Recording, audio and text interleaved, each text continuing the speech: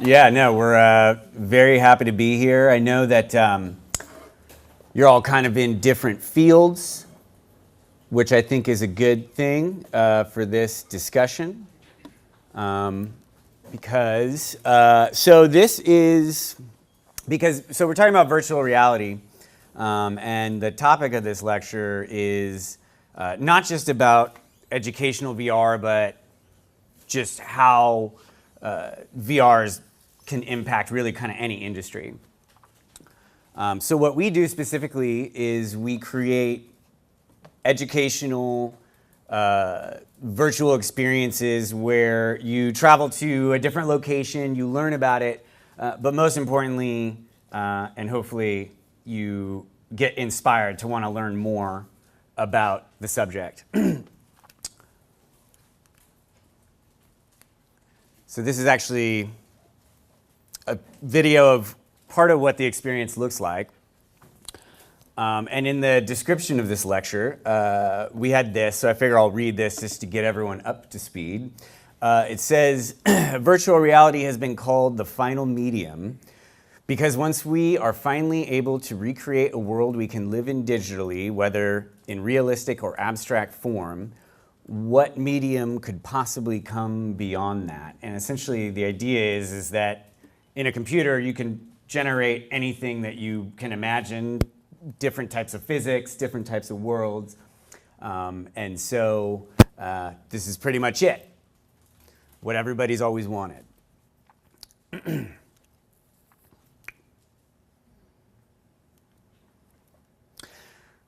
So we're going to cover in this lecture how we got started in virtual reality. Because as Wesley said in that wonderful introduction, I started as a filmmaker, but now I'm a software developer. So we're going to discuss what Stonehenge VR is, how Stonehenge VR was made, how VR will affect education, a brief history of VR. So we're going to talk about how VR in a way sort of got started actually in the 1800s, believe it or not, and it's evolved to the point where it is now. VR terminology, so I think you'll learn a little bit about what makes VR work, and our business and design philosophies. And part of the story of our company is that in 2015, November, I started teaching myself how to program, and within 3 months created the first version of Stonehenge VR, and then in less than a year we installed this software and a computer just like this into 2 different of the biggest museums in the country. So we're going to get started now with how we got started in virtual reality. In order to do that, though, we're going to have to go way back in time to when I had this really awesome ponytail. So I'm 15 years old in this photo. And actually, Vern, you might remember this room in that computer because I remember working on some of your films back then. So what I'm working on here is I was recreating my school in a video game engine. Yeah, I decided to remodel my school for the science fair. And so you can see this is like a desk. This is the school here. I even digitized the teachers into the game. Now keep in mind, this is like 1998, right? So this was top of the line back then, okay? So along with that, along with this, there was actually there was a whole tour mode where you would walk around to the different locations in the school and the principal would pop out and actually recorded his voice and he'd be like, this is the library, and they didn't know, right? And so we took this to the science fair, and these are all the kids doing it. And it was networked too, so you could be in there with the other students. And so all these computers, they're all together and they're running around together. There's the principal. That was me showing to the judges. And so you would think that this would have done fairly well. But this is me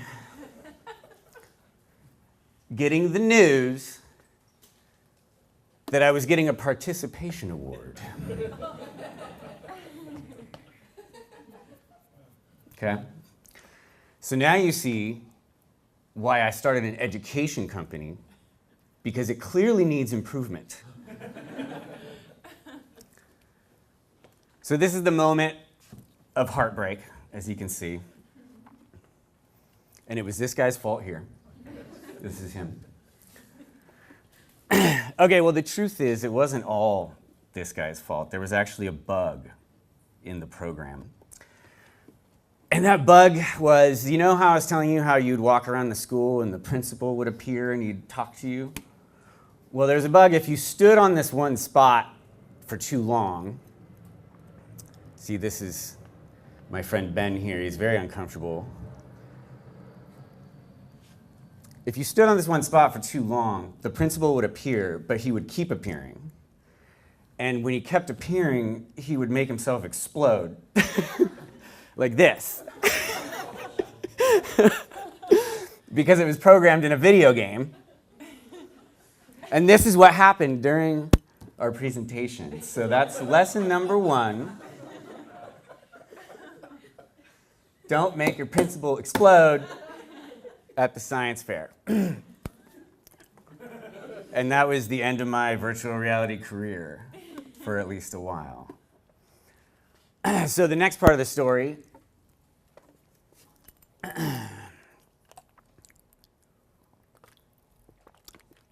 actually comes back to here.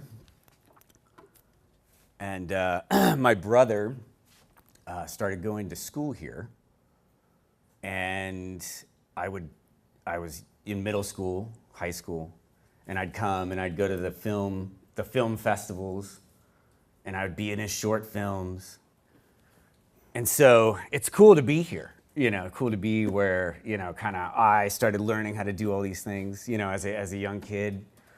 And so we are happy to be here. But I got to tell you, I don't know, who's got an older brother here? Older brother, okay. So you know how older brothers like to give you a hard time? I don't know, mine does.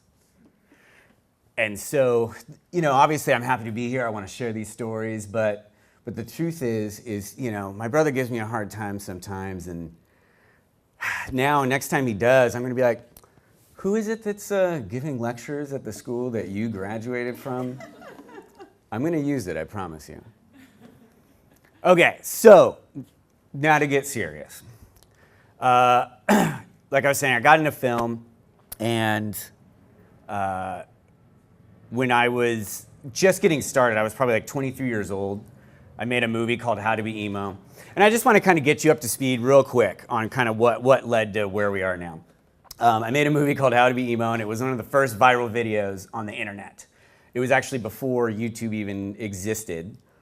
And so, I did what any other 23-year-old would do with a viral video. I dropped out of school to go start an internet video company. So I did that. And ended up having clients like NBC Universal, and I would produce television pilots that sold shows. So that was where I learned how to kind of put together a sales reel and sell a concept. We worked in the gaming industry on the media side. This is a game that recently came out about a year or two ago. It sold 1 million copies in like a month, and I did the trailer for it and some of the promotional work. I co-created an internet show called Partners Project, where we would interview people that make careers on YouTube. So I don't know if you guys know Jenna Marbles, Fred, Smosh, that kind of thing, but it was basically kind of like the inside the actor's studio of YouTube. And then towards the end of this part, Jessica and I met, and we started a new company together where we would create live action video game content. And so one of the shows we made was called Best Game Show Ever. And this was the last thing we did before we started going into VR. And so basically, we would have all these people over to our house. We'd film them playing video games. And it was a good time. It was. But we were kind of getting a little tired of it. And we realized that there's more to life than video games and YouTube videos. And so we decided to get into virtual reality because it was the first time we tried it, it just kind of blew our minds. And I don't know how many of you guys have tried it, but most people tend to have the same reaction. And so we started, so we created Stonehenge VR. And this next part here, I'm going to show you a video. And this video is kind of a developer story of how this company got started, how we got started. It's like 3-4 minutes. And it's actually hosted on HTC's YouTube channel, which is the people that make this virtual reality headset. So it's very cool that they were able to do that for us. I'm going to play it now. And if this starts buffering, I'm going to switch to a different version on the hard drive. Just so that's clear.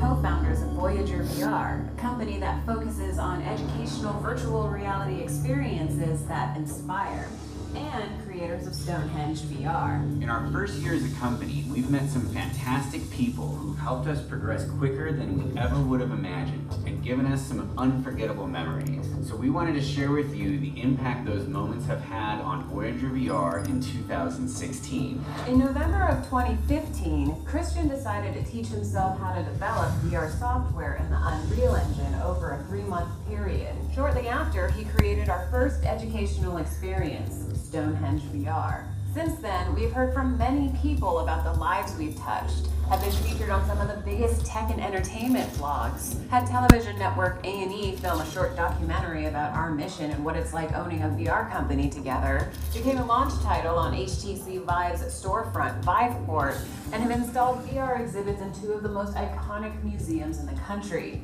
As you can see, we've had a busy year, but how did this journey start?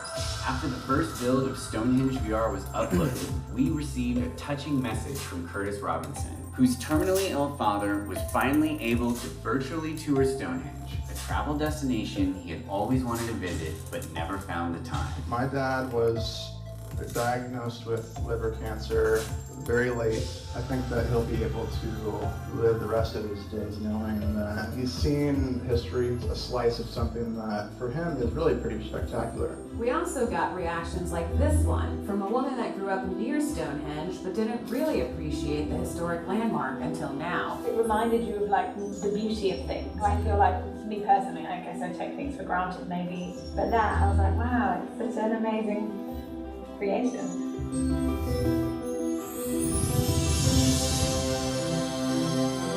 This was the spark that inspired us to keep moving forward in this direction. Shortly after that, we managed to catch the attention of the Pacific Science Center in Seattle, who invited us out to set up a public exhibit of Stonehenge VR. Once there, we were placed within the Science Center's iconic laser dome facility and their History of 3D room. This is the History of 3D room. While we were in Seattle, we even had an amazing opportunity to actually go to Valve Software headquarters and demo Stonehenge VR in the same room where the original HTC Vive was first created and tested. Another huge milestone for us was working directly with HTC themselves, who asked us to be a launch title on their storefront Viveport. In addition to that, they commissioned us to translate Stonehenge VR into Mandarin Chinese. 欢迎来到长兴镇 VoyagerVR 培训中心。 And have included us in several holiday bundles, including Christmas and Valentine's Day. And that brings us to where we are now, the museum at Prairie Fire in Overland Park, Kansas. Stationed right next to one of only 3 casts in the world of the very first Tyrannosaurus Rex ever discovered, this is our 2nd museum exhibit this year. And what a treat it's been to see people of all ages learn about Stonehenge through our application. So in conclusion, we wanted to say thank you to everyone who has supported us through our first year. Thank you for believing in us and sharing our vision of the potential of applications like Stonehenge VR. We have more exciting opportunities around the corner, and we can't wait to update you on what's next.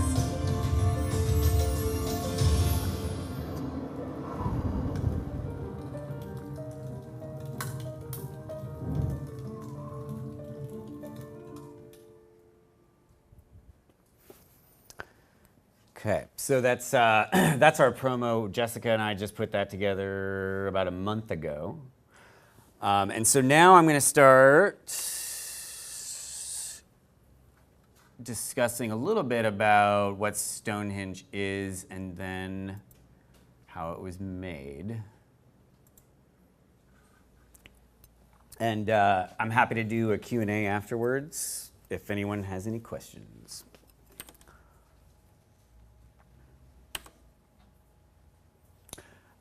So Stonehenge is a fully interactive virtual guided tour of the ancient monument Stonehenge. And when I say fully interactive, I mean, and we're going to demo this here later tonight, in this whole area, you can walk around in this area. You have these controllers that are down here. You can pick objects up. You can take photographs. And you can explore the monument while you learn about it. So it's completely immersive. This headset here that's on the ground, you put it over your head and it looks as though you're actually there. So you explore and see the monument at different points in history and perspectives never before possible. So what makes this interesting, as opposed to just, if you went there in real life, obviously that's awesome. But you may not have gone there during the winter solstice or the summer solstice. Most people haven't been there during those times. You also can't, in real life, you can't go near it. So you're kind of pushed behind by these ropes, so you can't really go up close to it. So there's actually advantages to doing it in virtual reality as opposed to actually going there in real life. And then most important to us is learn while being inspired. So I get this question all the time. So why choose Stonehenge? So as you saw in the video, not only was I learning how to do this, but I was also doing it by myself. So if I would have picked something like the Roman Colosseum or something like that, it would have been a lot more work, a lot more meticulous modeling. I modeled each rock myself and placed pretty much every piece of grass. So it had to be something that was achievable with one person. Another reason would be Stonehenge is a location that a lot of people know about, but they know of it, but they don't know much about it. There's a built-in mystery to it. There wasn't a lot of history at the time, really none recorded. So there's all types of speculation about it, which just adds to that mystery and makes it more interesting. And it's an important part of human history because it was built in a time where I think most people don't even believe, or can't even really comprehend how it was made. We still really don't. It's just all speculation. But I think that's what's so awesome about it. And I try to relate those feelings that I have about it in this experience. And it's beautiful, which you can see.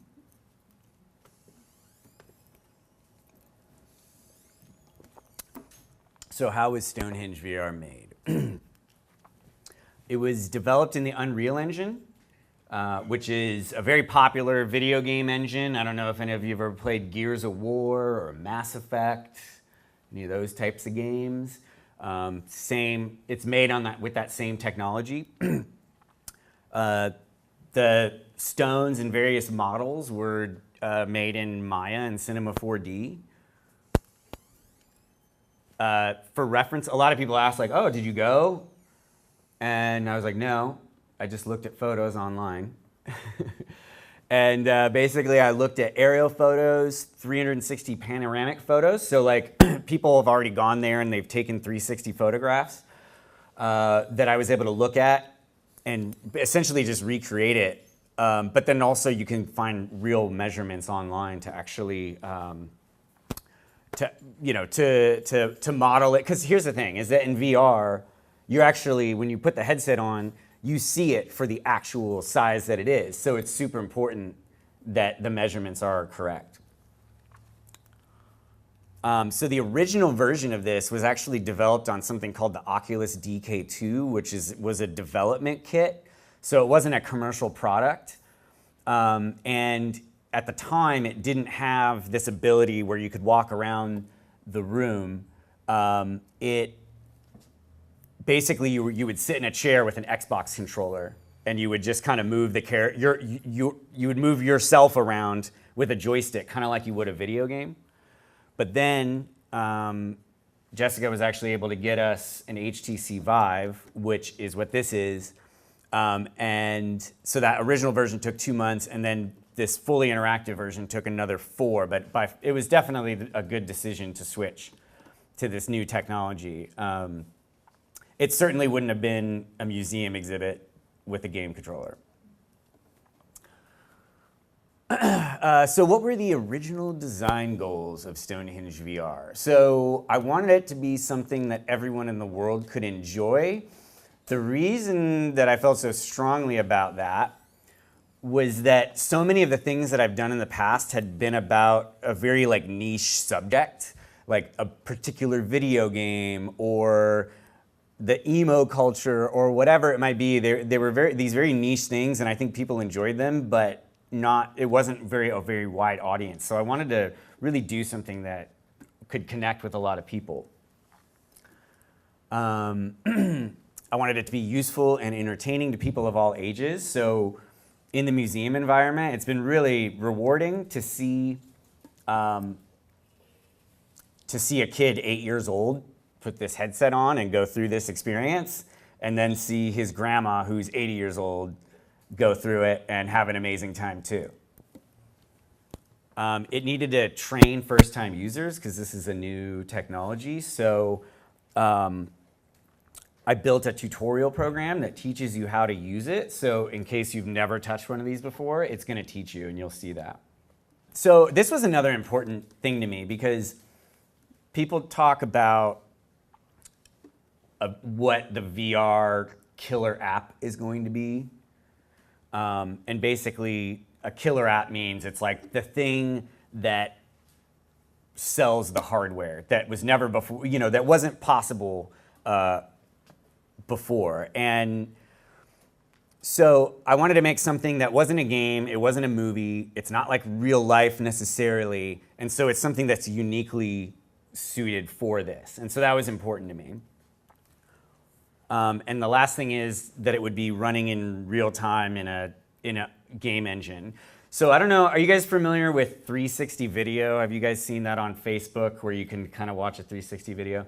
So that's another thing that people are doing right now, where they take these cameras that film every angle, and it creates this essentially it's a 360 video where you can look around.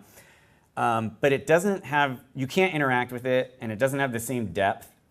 And so you can't really get an experience like that with 360 video. So there's definitely a difference. They're two different things. And so I wanted this one to be interactive. So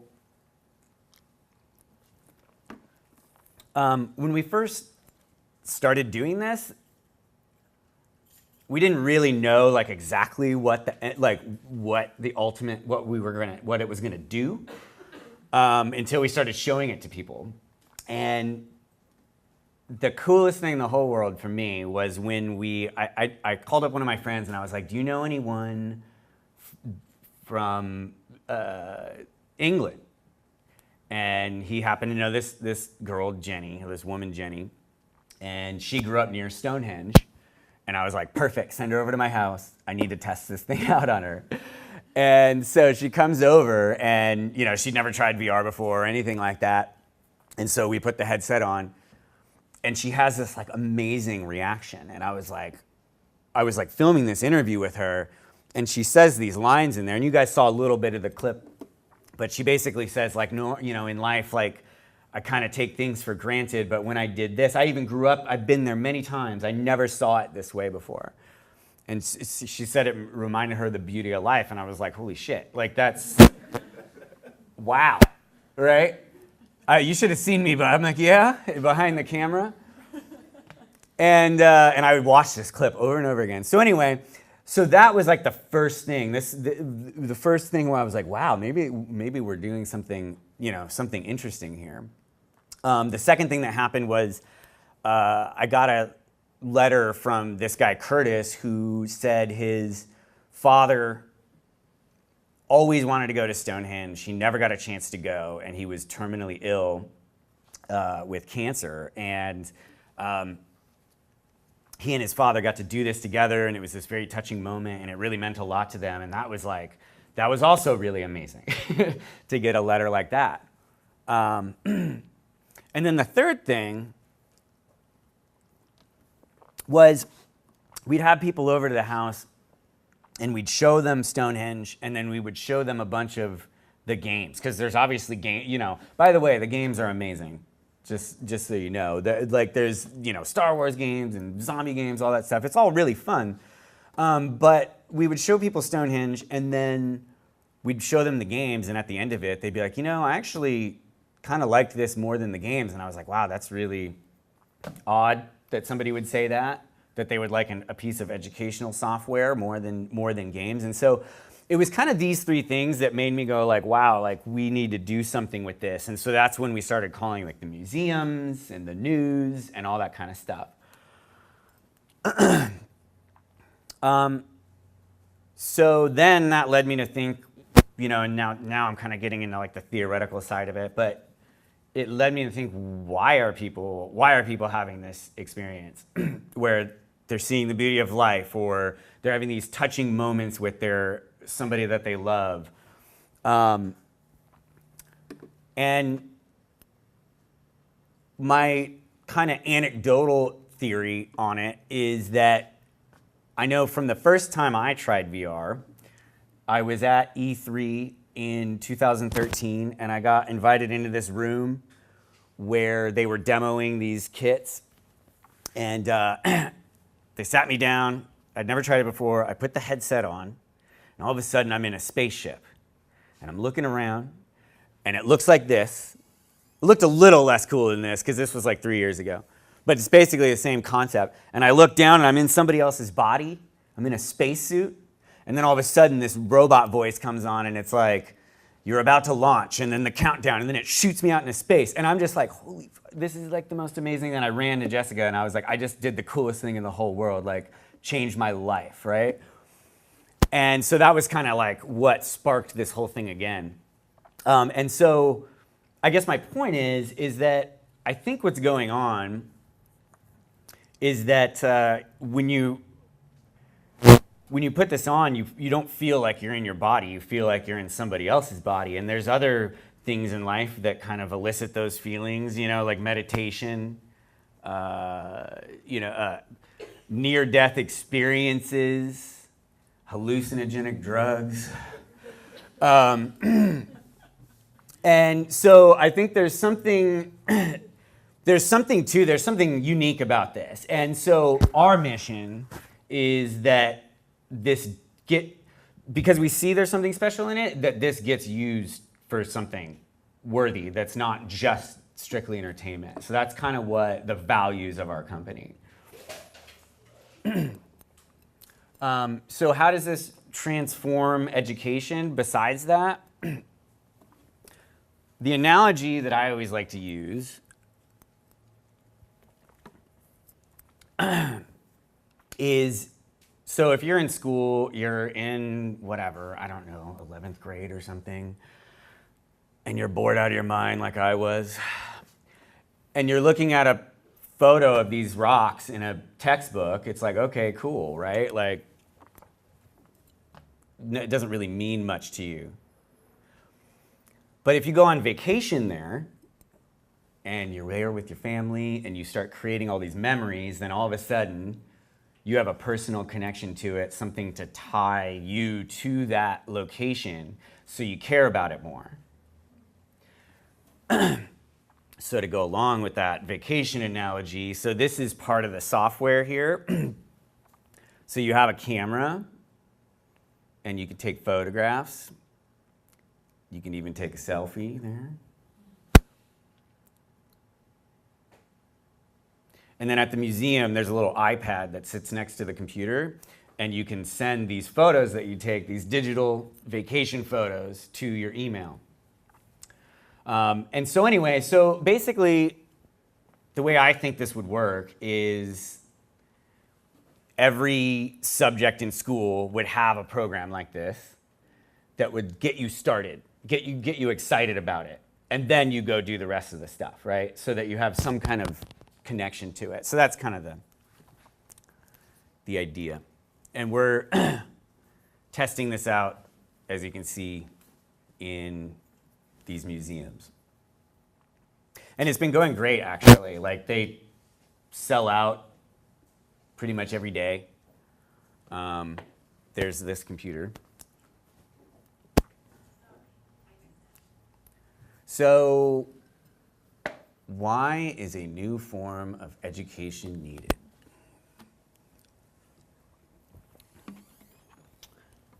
I don't know if you guys have been watching the news lately,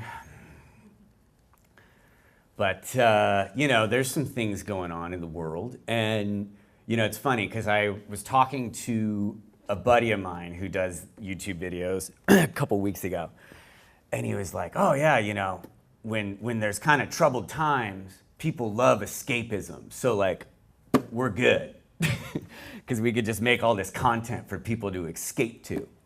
And I was sitting there and I'm like, that does not sound like a very good idea. It's like, the world's ending, let's all go see the Avengers. Right? You know? So, there's a couple other reasons. And there's a lot of technologies that are coming out besides this in the next 20 years that are going to transform really like everything that we do, everything that we experience, our day-to-day lives, our personal lives, our work lives. It's going to change everything. So I'm just listing some of the things here just to kind of give you an idea. So there's artificial intelligence, which is a huge deal. I think people compare this to as big of an invention as like the nuclear bomb. It might not be as dramatic as that, but, and there's obviously good and bad sides to it, but these are important things that are being developed. And so people are worried about artificial intelligence taking over the world. And so then there's people that are going, okay, well, if artificial intelligence takes over the world, we'll put computers in our brains, and then we'll be able to, you know, interact with this AI. So it's just going to get very complex, right? There's robotics, 3D printed organs, so people are going to be living longer, VR and AR, space travel. We're supposed to be living on Mars in the next 20 years. So anyway, my point in all this is that the world is going to be changing, and I think education probably needs to kind of change and evolve with it. So, okay, so now we're going to kind of shift gears a little bit. I'm going to go over some history, but before I do that, I want to show you guys a video. Remember how I was talking about when you're in another body, you kind of like, you feel different, and so there's these online chat rooms, essentially, that you can go into now, where you have your headset on, someone else has a headset on, and you actually see each other, and you can talk. And people, they're just very friendly and very open, and it's a really interesting thing. So I just wanted to show you guys just a quick clip of what that's like. And then we'll get to the history. Oh, wait.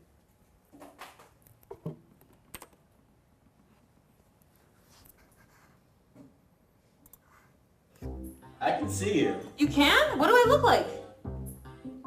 You look like a robot. You can- Oh, here, I'll show you what you look like. Follow me over here. Follow me over here. Follow me over here. I don't know if I'm allowed to walk that far. I can't. Oh, aim the thing at the ground. Shoot the thing at the ground. Oh shit! Yeah, there you go. Oh, I'm beautiful. Oh, I love me.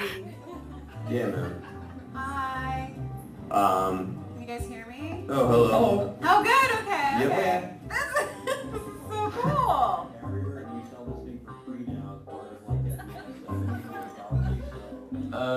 Leave me alone. Yeah.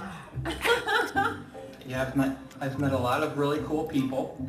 Yeah. I've had a ton of excellent conversations. High five. High five. There you go. So we have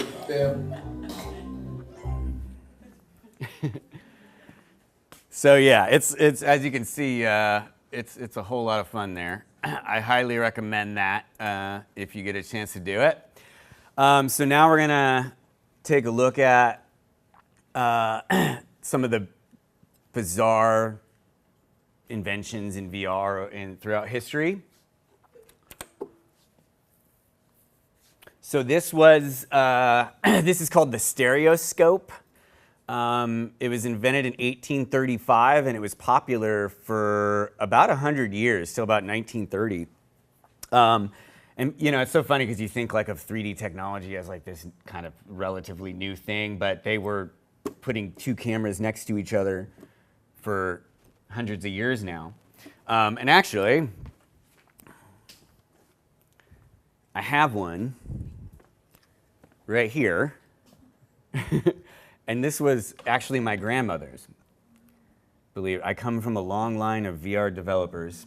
So yeah, so no, my grandma always had that when I grew up, and so it's just kind of weird that I would be doing this now. So you can see, oh, do you guys know what Google Cardboard is? You ever seen that? You know how you take your phone and you stick it in the cardboard, right? You can literally stick your phone in this and it works. Seriously. It's awesome. Okay, so basically that was about what they had for about 100 years. And then in the 1950s, obviously, like the first computers were being invented, technology was kind of really coming into, you know, this whole new era. And so there's obviously people that are always pushing the envelope. So what this guy did is he filmed a 3D video of like a motorcycle driving down a road. And so you would stick your head in there and the seat would vibrate, and it even had smell-o-vision, I guess. I don't think it worked. I mean, I guess it worked, but like, I don't think it really you know, I don't think he sold a lot of them. I don't know. So then you get to the 1980s, and what I find so fascinating about this is that if you look at this, it really doesn't look that different than what we have now. So, and it really was like like I feel bad almost for these guys, because it was like they invented this stuff, you know, 30 years ago. The only thing is that just the technology again still wasn't ready, which I'm going to get to why it's ready now. So then the 1990s happened, and people were still very excited about it. It was in a lot of movies. This is Lawnmower Man, I think. Or maybe it's not it's something. Some 90s movie. But then there was VR arcades, so if you wanted to try this stuff, like there was like arcades in malls you could go to and try this stuff out. And the businesses did actually okay, probably about until the late 90s. And then people just kind of lost interest in it because it didn't, it didn't live up to what the expectation people had. You know, when you think of virtual reality, you think of amazing things, and it was cool, but not what you would want, because it looked like that. So now we get to 2013, which is when this is the thing that I tried when I was in the spaceship. And as you can see, it really kind of looks pretty similar to those 80s, 90s videos. But why is it happening now? Two reasons, pretty much. A lot of times with inventions, there's like two different technologies or industries that happen around, that mature at the same time, and then those things get combined. That kind of tends to happen throughout history. And so in this case, you had two different things that were pushing the technology forward, but also making it cheaper, so it was being mass produced. So you had video games and then cell phones that are both crucial to this working. And the reason I say cell phones is because if you open this up, there's a cell phone inside of it. And so basically the screens that display these images are what would be, it was a cell phone then, about 2 years ago, but now they're even manufacturing like custom screens and stuff like that. But my point is that basically these high quality screens are mass produced to such a level now that you can have a VR headset that's really high quality for $600 instead of $10,000 or $100,000 like it used to be. And then the other thing, like I was saying, is video games. So this is one of the first 3D accelerators from like 1997. This would have been around the time I made that high school thing. In fact, I had this exact card. And this is what the games look like. And this is what video cards look like now. And this is what the games look like now, right? So it's a huge, huge difference. And so basically it just took time for the 3D graphics technology and the screen technology to mature. And that's why it's happening now versus 20 years ago.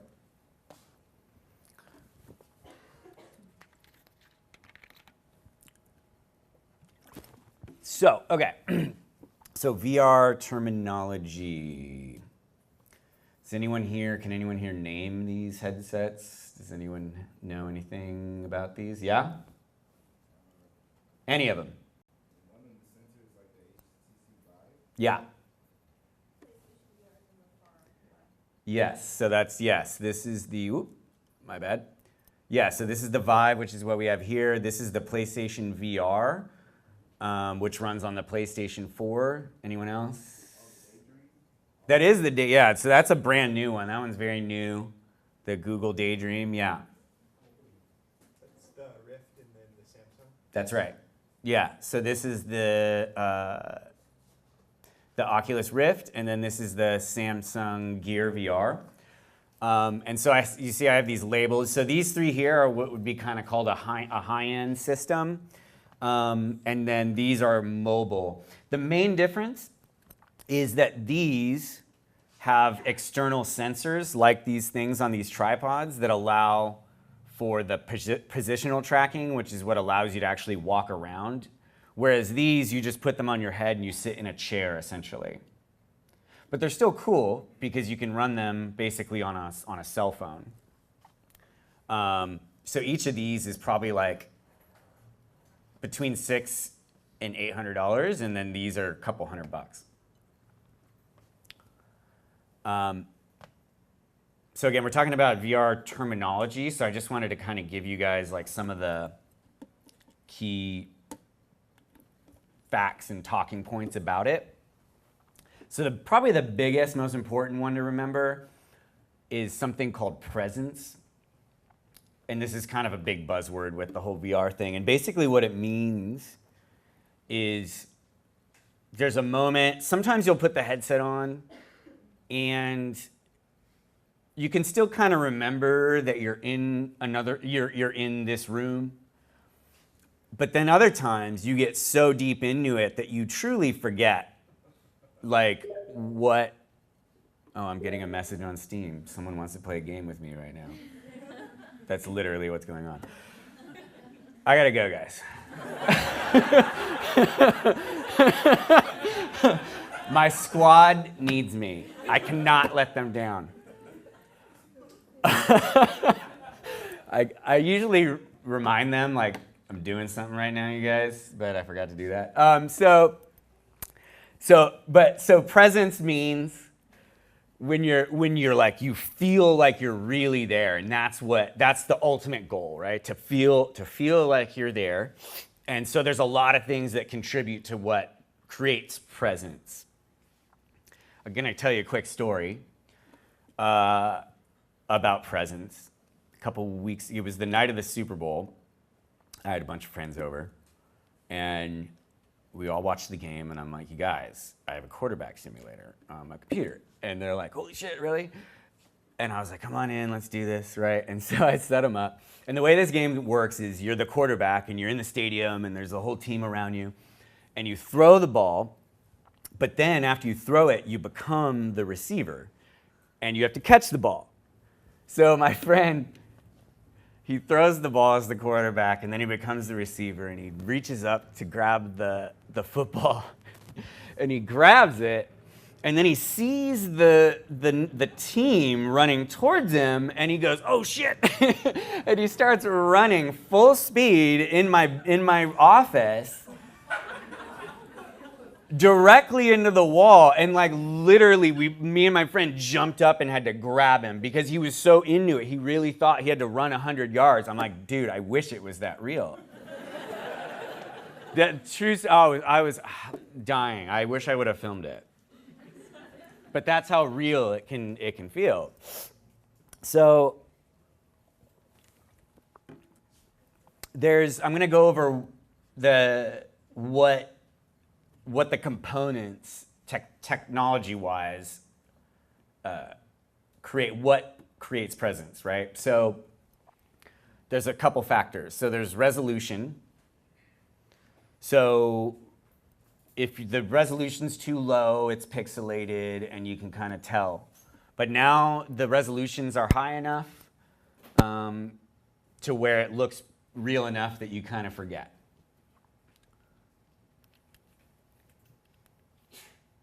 And real quick, this is just getting a little kind of into it, but one thing that's kind of interesting is that, so these two are actually the most high-end you can get right now, but you'll notice that these cheaper headsets actually have higher resolutions, and they're less expensive, but they have better screens. Really, the only reason that is just because these are newer, right? But they don't have all these other features that this does, so they're still not as good, right? So just strict numbers don't really mean tell the whole story. There's other factors, which I'm about to talk about. So there's tracking is a very important one, and to go even further beyond that, accurate tracking is important. And the reason that is so that's what's inside these little boxes. And those are lasers that shoot out that track your movement. And the thing is if you just kind of imagine if you had one of these headsets on and you turn your head, and if it's not perfect and you turn your head and then like a second later the image moves, you get sick. So it has to be like really spot on. And so quality tracking is important for presence. The other thing that the manufacturers discovered is that the higher the frame rate, the more smooth the motion, the less you will get sick, the more real it feels, the better experience you will have. Just to give you an idea of what this computer has to do, you'll see if you look in here, there's all these fans and tubes. It's all water cooled to keep the computer cool. So a PlayStation is rendering a video game, usually at about 30 to 60 frames a second. This has to render it at 90 frames a second, but it has to do it for both eyes. So it's rendering 180 frames every single second to make this seem so real. So there's a lot going on here that you wouldn't, normally you wouldn't have to do in a normal video game. And so this makes the computer manufacturers very happy because now everyone has to buy a new computer. The other thing is field of view. So when you stick this thing on, the wider the field of view, the more immersed you are. Like imagine looking through binoculars. You know how you kind of see like the binoculars around your eyes, right? So the less that happens, the better, basically. So that's kind of on the that's on the hardware side. On the software side, there's two different types of programs that you can build VR content in. Well, there's actually more, but these are the two main ones. There's one called Unity, and then there's one called the Unreal Engine, and the Unreal Engine is what we used for Stonehenge. They both have positives and negatives about them. There's really, it's kind of like the debate between, Apple and Mac or Premiere and Final Cut. It's kind of that same kind of thing, right? But Unreal is definitely better. So I'm going to show you guys something real cool. We're kind of getting near the end of this part, and then there's one other little part, and then we can do the Q&A and the demos. I wanted to show you guys this because I know a lot of you are like design students and stuff like that. And this is probably going to blow your mind because, so not only can you design VR worlds on the computer, you can actually design the worlds in VR. So this is a demonstration of creating content in virtual reality. Ooh. Oh, wait. On one of my motion controllers, I have this laser pointer that will let me interact, select and move objects in the environment. To move myself around the world, I just grab onto the world and pull myself towards the points I want to move to. I can grab onto the world with two hands to scale myself up and move around the world more quickly that way. I can also rotate the world around me by grabbing onto it with both hands. Now I want to get a bird's eye view of this area over here, so let me do that. Now I want to see what this looks like from the player's perspective, so I'm going to teleport to the green arrow over here, rotate the world around me. So just so it's clear, she has this headset on and she sees this as though she's in there. And now I can see as if I'm a player in the VR world. So the next feature that we're going to show you I'm really excited about because I know people have been asking for this functionality for a long time. I want to add a lighthouse to our scene, but I'm actually going to build the 3D asset right here, the 3D model right here in Unreal. So I'm going to start with this plane, and let's make it red. And I'm going to switch into the new mesh editing tools. So I'm going to enter polygon selection mode, select the polygon, and extrude it to create a base for our lighthouse. Next, I'll inset to create a slightly smaller polygon inside the first and start building the walls. I can make the lighthouse as tall as I need to, and I think, let's see, that looks like a pretty good height for our scene. And I'm just gonna keep working on this. All right, I like this board here with the sun on it, so I'm gonna jump in and catch a wave with it. I can actually jump right into testing the game. And there's my board, and there's our lighthouse up there on the beach. And here we go.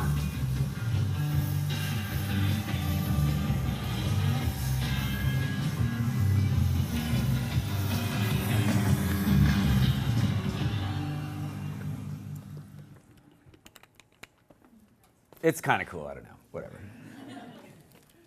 I don't know why I showed you guys that. Okay.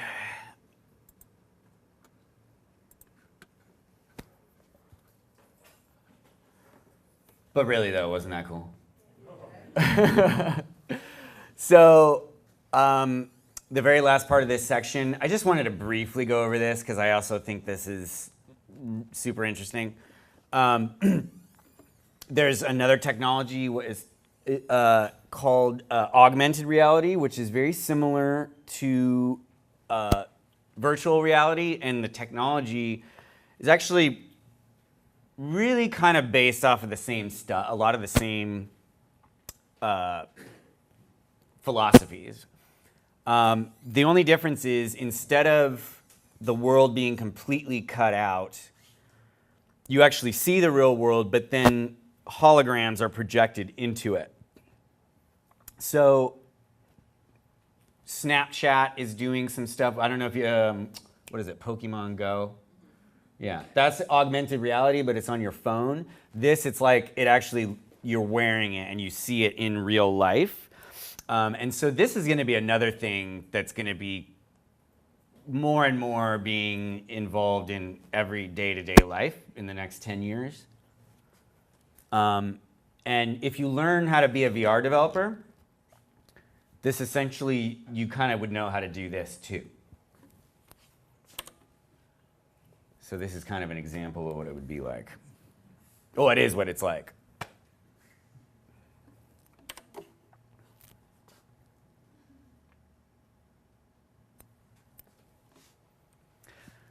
So eventually these things will get to the size where you can wear them on, sunglasses or eyeglasses, and you'll be wearing them everywhere. And there will be ads popping out at you as you walk down the street. I don't know if you've ever seen Back to the Future 2, but this movie came out in like 1987. And this is exactly what it's going to be like.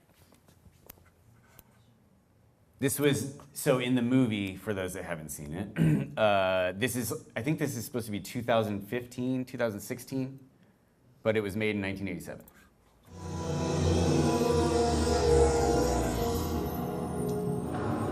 Welcome to taxi call. You can trust your car to the system with the star. Check the oil. Check the classic gear.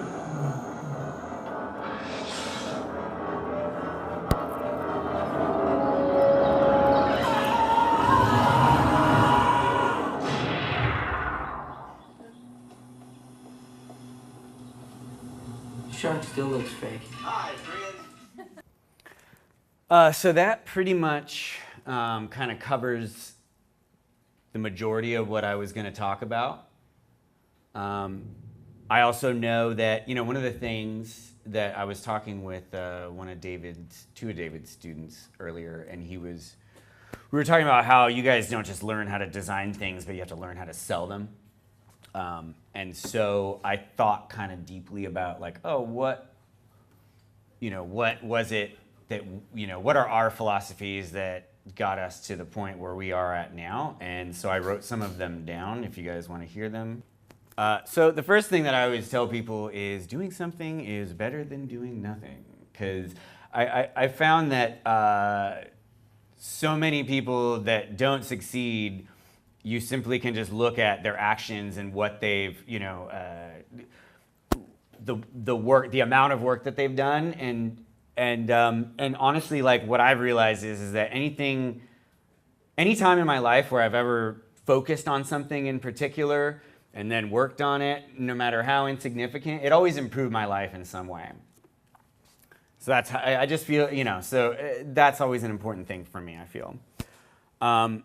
The reversal of that would be, meaning the counterpoint to it, would be that the more you refine your craft, the more valuable your time becomes. And because what happens now is people that we work with will suggest an idea and they're like, oh, let's do this. And I'm like, that's going to take 2 months and we could be doing something much better. Because your time becomes more limited and you start to realize that every decision that you make is going to affect everything else. But in the beginning, just doing anything is good. find a problem you want to solve. So just a real quick story on this. Basically, as you know, I kind of, early on I thought that there could be ways to improve education in the school system.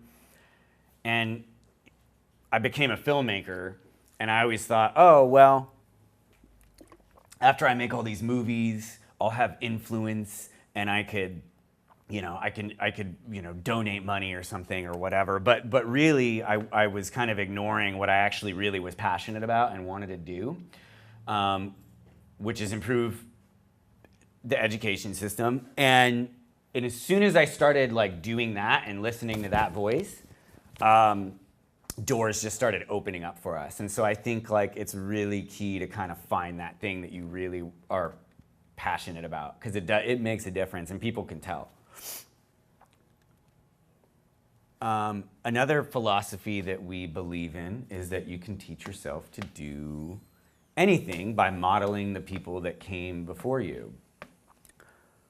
I don't know if any of you have heard of the 10,000 hour rule, but it's a pretty interesting one. And basically what it says is that in society, you tend to look at masters of things like people like Tiger Woods, Mozart, people like that, and you go, oh, they're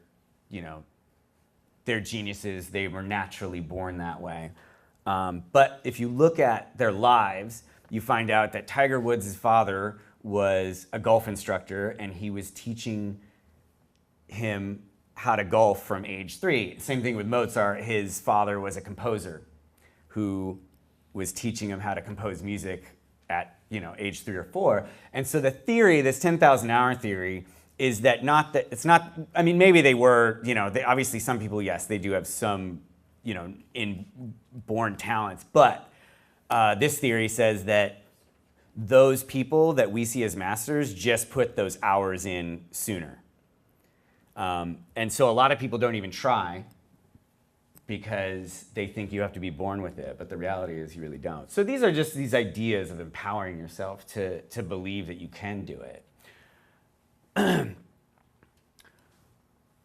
Oh, well, yeah, so this is the kind of the counterpoint to that, is that you can't be an expert at everything, and so your team and your network are very important.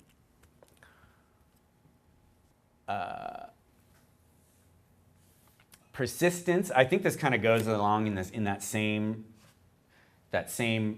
vein as that last one. And Jessica and I talk about this a lot. And we're like, why do people quit? Why do people quit a project or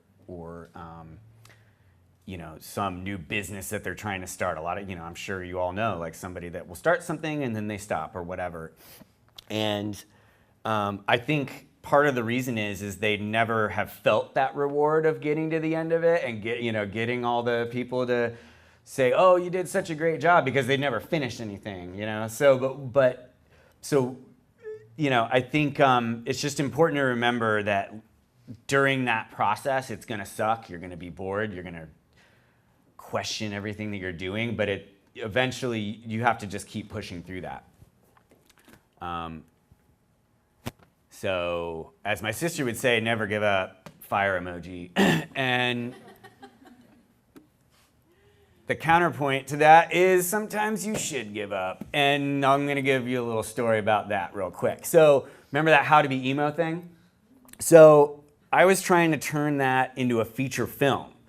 And I was pitching it around. I was 23 years old. I was going to all these studios, pitching this movie. And I was trying to explain to them what a video was on the internet. I was like, there's these things called views. They had no idea what I was talking about. And so anyway, and I never got to make that movie. But I really wanted to. I really wanted to turn it into a full-length feature film or whatever. I never got to make that movie, right? But eventually, it would have been really dumb to make that movie. Because who cares about emo now in 2017, right? So there's a point where it's you have to be smart about it and know that, okay, well, that thing is past its time, and now it is time to move on to something new. And you shouldn't feel bad about that. this one sounds crazy, but it's true. Someone gave me this advice. It says, be a Renaissance man or woman.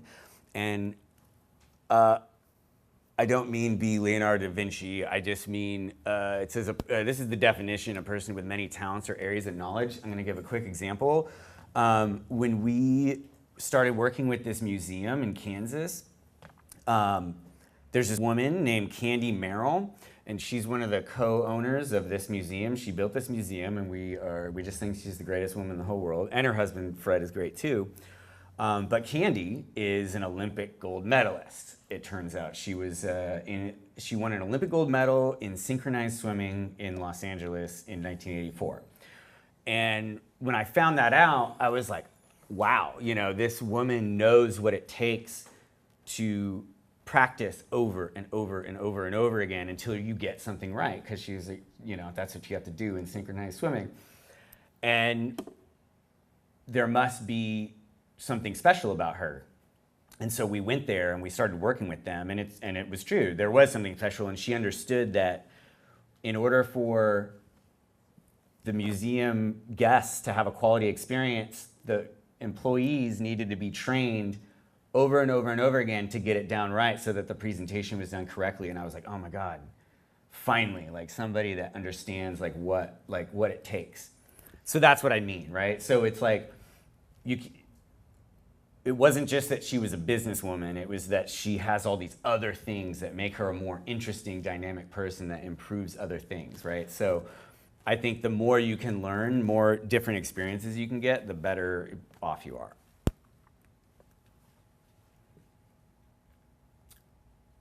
Oh, yes. Okay, I'm like, what the hell does that mean? I have no idea. Can someone tell me? Oh, I remember now. Okay, so this is real simple. A lot of my friends, they want to be directors, direct movies or whatever, but they're editors, right? And it's a real simple point. No one's going to hire you to be a director if you're editing. So you have to go do that thing. And basically, you have to start small and then work your way up. And it's just a mistake a lot of people make. In fact, at one point, I was editing, and I had made this really awesome trailer for this independent film, and the producer called me up, and he was like, oh man, I love your trailer, it's so good. We should have had you edit the whole movie. And I'm like, right? And he didn't say we should have had you direct the movie. He said we should have had you edit the movie, right? So that's it. You have to actually do the thing that you want to do. Otherwise, no one will see that.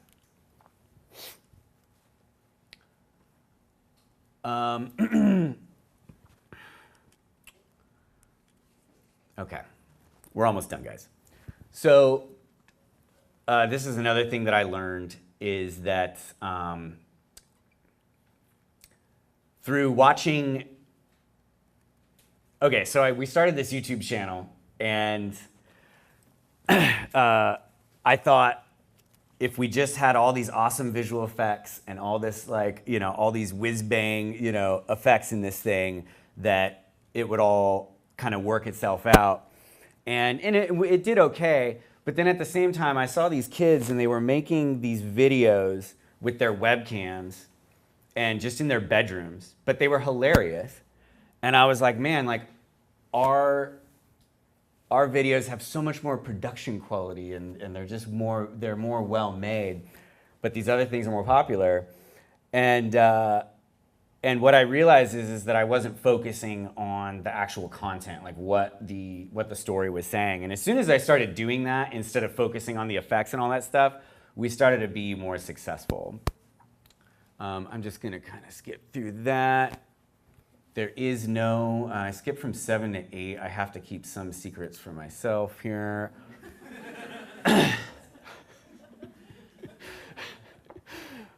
So design is a process. These all kind of connect together a little bit. I actually heard someone over here earlier today saying design's a process. I'm like, oh, that's funny. That's in one of the cards. And all that's saying is that you don't have to have the whole thing planned out in your head. As you make it, you start to discover what it should be as you're making it sometimes. It's not always planned out in your head. The counterpoint to that would be these clients that you work with, they want to know that you have a complete vision. So you have to trick them into thinking that you do.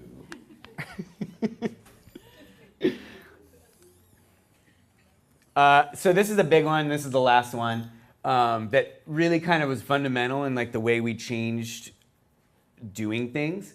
I used to think that, I'll make the movie and it'll speak for itself, and I don't care about the rest because it should just live on its own. And now I don't think that way at all anymore, and everything now to me is the product and represents Stonehenge and Voyager and all that stuff, whether it's the phone calls, meetings, emails.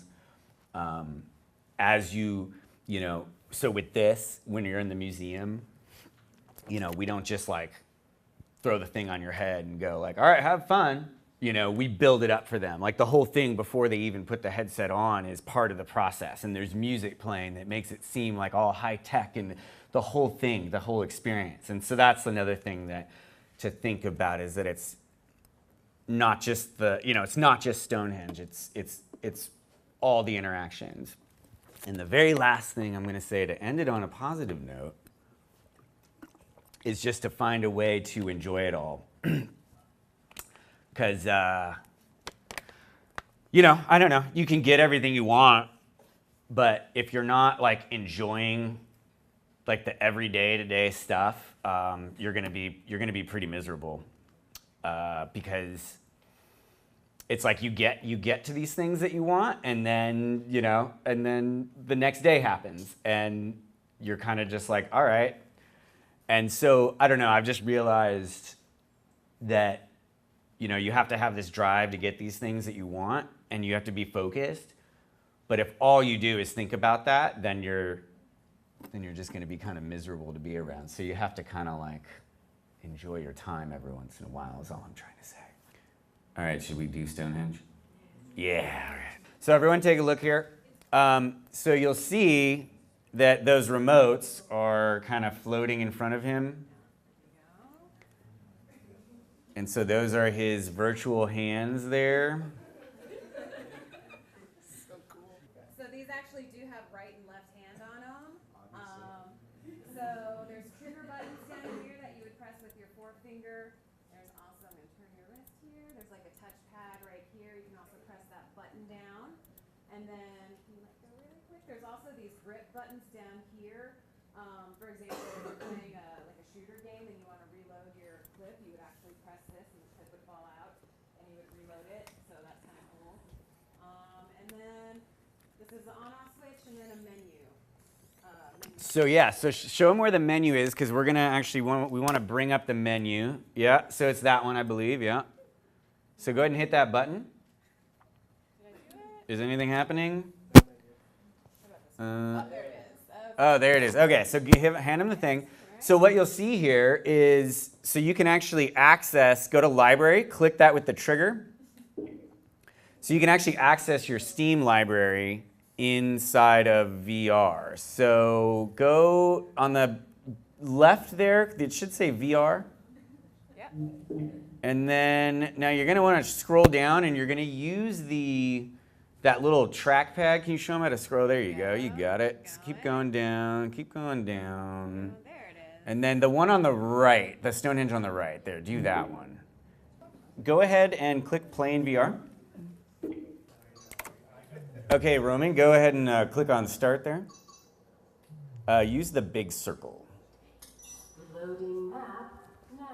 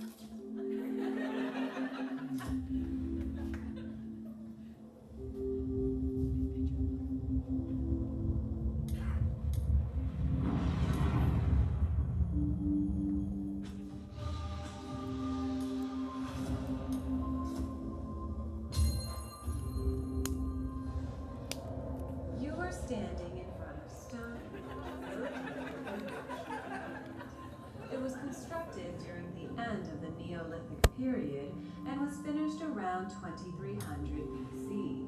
Stonehenge is one of many stone ring monuments in the British Isles, but it's by far the most well-known.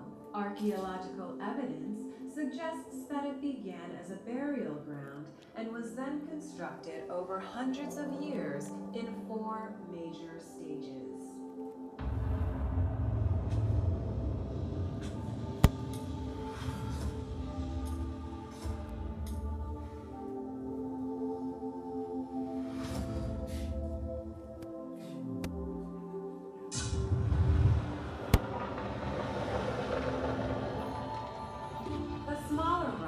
Circling the monument are known as bluestones.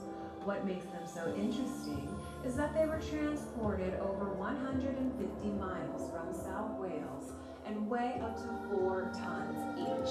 The motivation behind this architectural design was the bluestones were believed to have special healing properties. This made Stonehenge a place where people from all over the world would come to be healed of their pain. Visitors of the time would chip off pieces of the bluestones to take with them on their journey.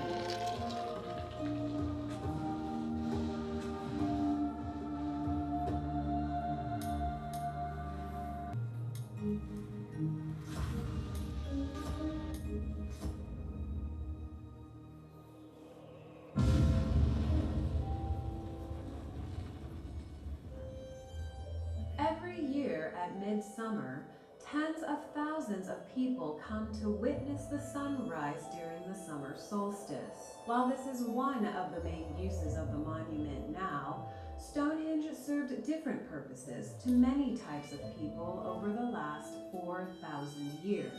Like a church or place of worship today, it would have served for a variety of different events, burials, weddings, or festivals.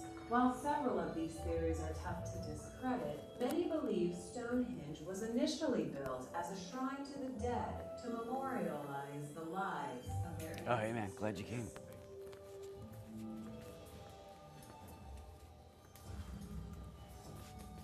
Good. First time out the door. I know this is your first one. Oh yeah, thank you. Thank you. I appreciate that. I know that Dave wants to have you back. Oh, awesome. Great. To learn about Stonehenge. Although all of the mysteries of Stonehenge will never be solved, the legacy of this monument serves as a perfect demonstration of what human beings are capable of creating, even if it appears impossible for the time.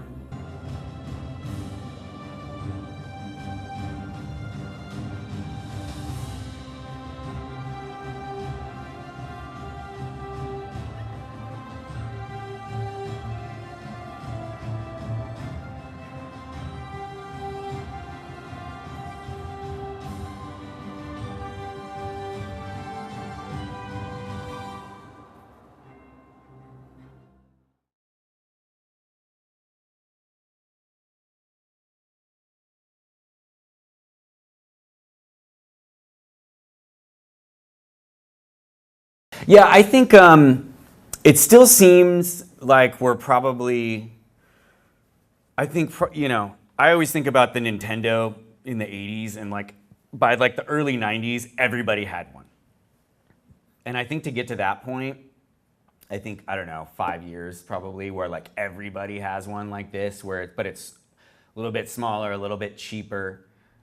Every day they're getting lighter and lighter. I mean, the big thing is getting rid of this cord. So once they get rid of this cord, and then when the computers when you can run it on a $700 computer or something like that. So yeah, probably 5 years, I think. And then, I mean, from our perspective, the longer it takes, the better. You were talking about the business model thing, right? So the longer it takes, I want it to take 5 years, whatever, because then the more time we have to build the business. So yeah, that's basically, but at the same time though, that's just the more people that have it, the more people that can buy it. So, I mean.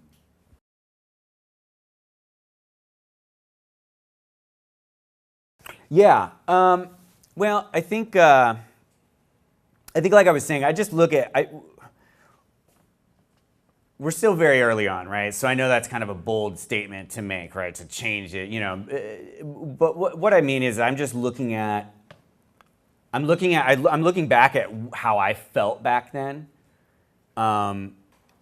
or think people that I've witnessed, and I know that there's some kind of disconnect going on, right? Where kids, I mean, she felt the same way, where it's just, you just don't care.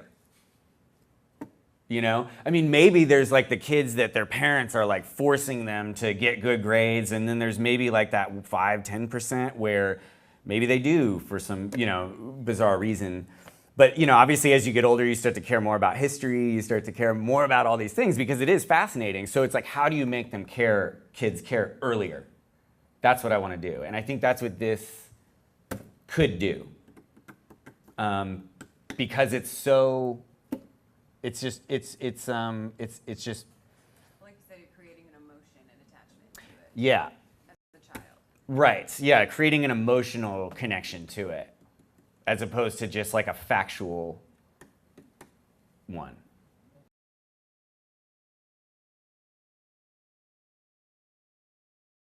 Yeah. So I deleted my Facebook. I really did do that. Everyone thought I was really weird. Yeah, so a little bit of the backstory on that, why I chose to do all this, was because we originally were trying to get funding. That was the original idea, was like, oh, I'll go pitch these ideas to the people that were already funding our internet videos, and they'll give us money, and then I'll hire developers, and then I'll tell them what to do, right? And it didn't work. And so I was like, well, you know, I understand technology, the history of technology, and I know that if you don't do it now, then you're left out. And so I was like, okay, well, I don't have the money, so what are my options here? And the only option was to learn it myself and do it myself. So for 3 months, I mean, I barely saw him. I had like this imaginary boyfriend that everyone was like, oh, where's that Christian guy? And I'm like, he's in his room.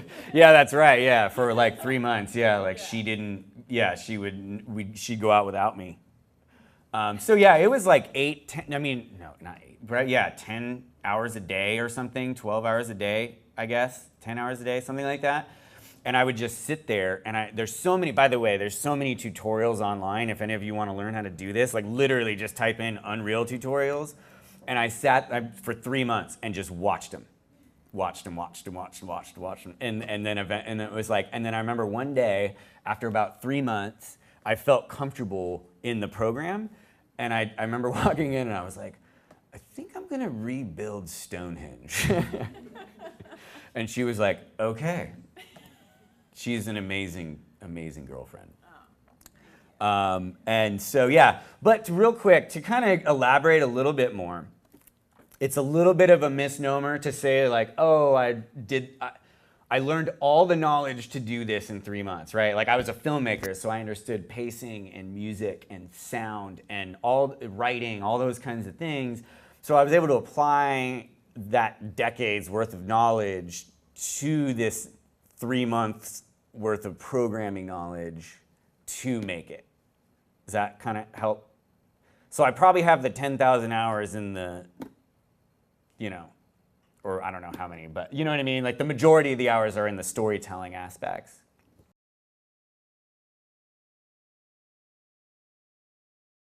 Good question. I have a prototype of the pyramids, but it's not done. And I want to do more. I want to do all kinds of things, not just locations. Like I want to tell stories about Isaac Newton, you know, stories like throughout history that have lessons. Kind of like like you could apply that 10,000 hour rule to like information, a story about Isaac Newton, right? So like you're learning about him, but then you're learning about these other, these other things too, you know. So yeah, so we're working on a pyramids thing right now.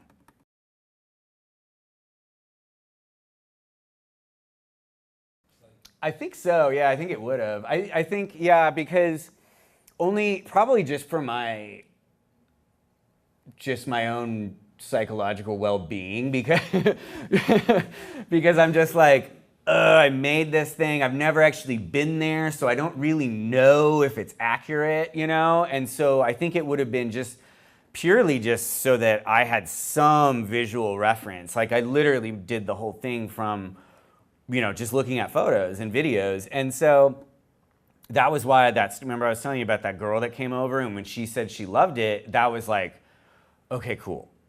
You know, and so we've shown it to a lot of people that have been to. Surprisingly, a lot of people have been there, and they all really. They say that it's better because there's not a bunch of screaming kids running around. And the weather, because it rains there a lot. So we have gotten that compliment. But I do want to go there. Thank you for having us.